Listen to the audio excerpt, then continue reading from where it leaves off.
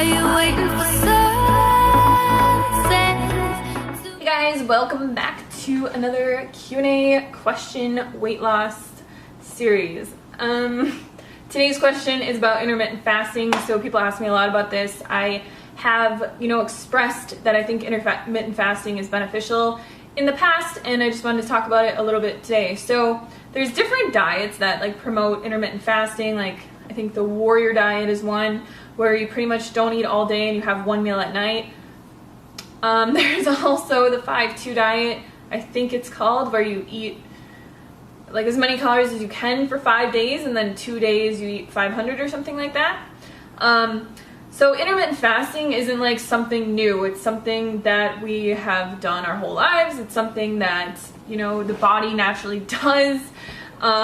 And it's not really a diet. It's more of listening to your body, and it kind of comes into play with intuitive eating and things like that. So if, I don't think that you should force your body to intermittently fast, but what I do think is that when you listen to your body, you'll realize that, most thin people, will listen to their bodies and fast when they're not hungry. So if you've ever had a friend and it's 10 o'clock or noon or something like that, and they've just been so busy and they're just I haven't eaten anything all day because their body wasn't telling them to eat. They weren't hungry and they were just busy and they were focused on other things.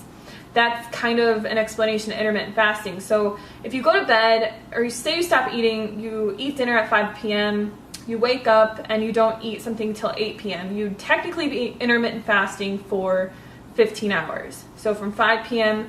to 8 a.m., 15 hours, which I think 15 hours is generally how much people will intermittent fast. The biggest thing with this though is people are very brainwashed from diets, from the media, from having to eat 10 mini meals every single day, or else your metabolism is going to slow down and you're going to die, right?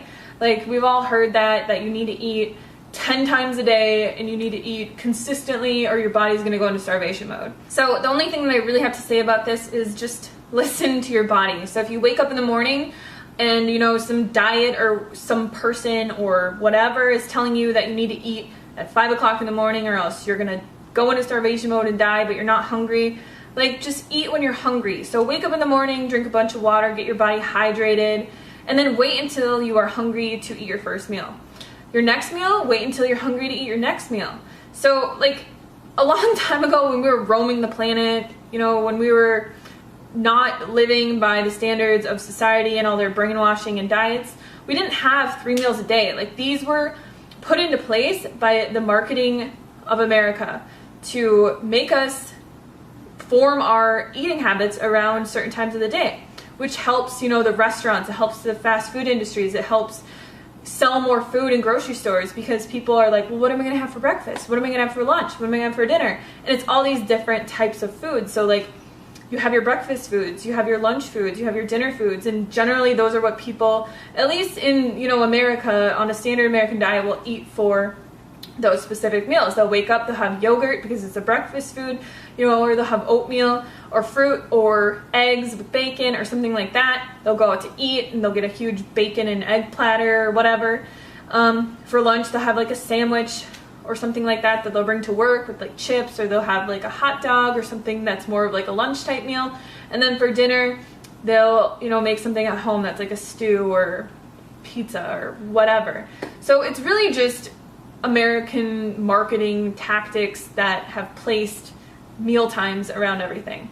And the dieting industry took advantage of that, and they said, well, we're going to make this into, you have to eat 10 times a day, or this is going to happen to you.